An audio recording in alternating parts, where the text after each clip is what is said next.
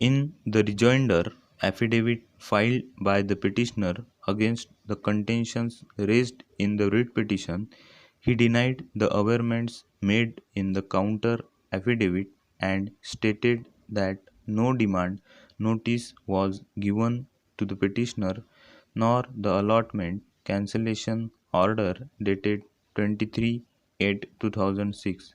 was ever given to the petitioner and no such documents have been annexed with the counter affidavit and hence the cancellation order was not in the knowledge of the petitioner and is denied.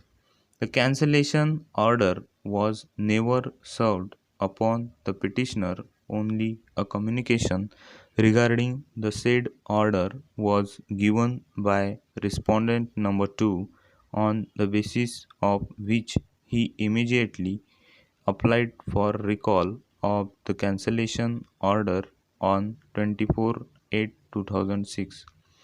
Since respondents number 2 and 5 were not considering the recall of the cancellation order and were planning to take possession of the property or the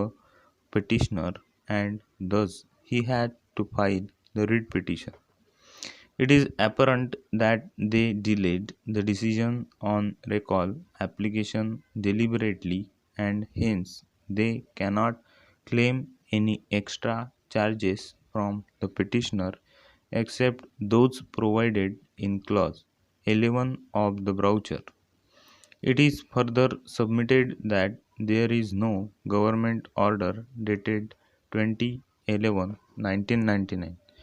on record, and in the voucher there is no provision that once an allottee defaults in payment of installment, the casting guidelines of the government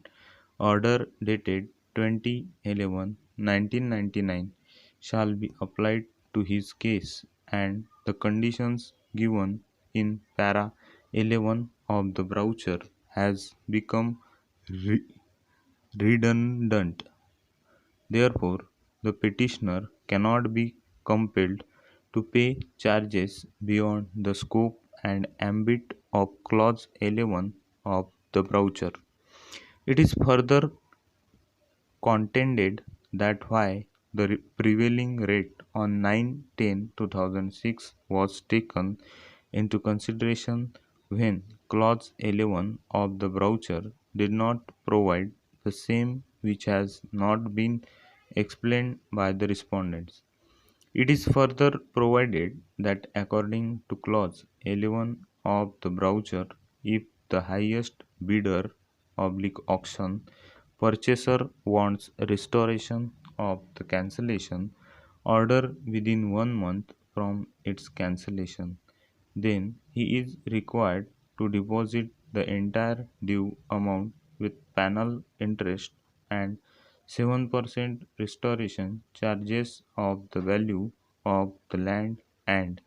thereafter an order of restoration of his allotment order shall be passed and the remaining cost of the plot shall be payable as per the terms and conditions agreed earlier. Para.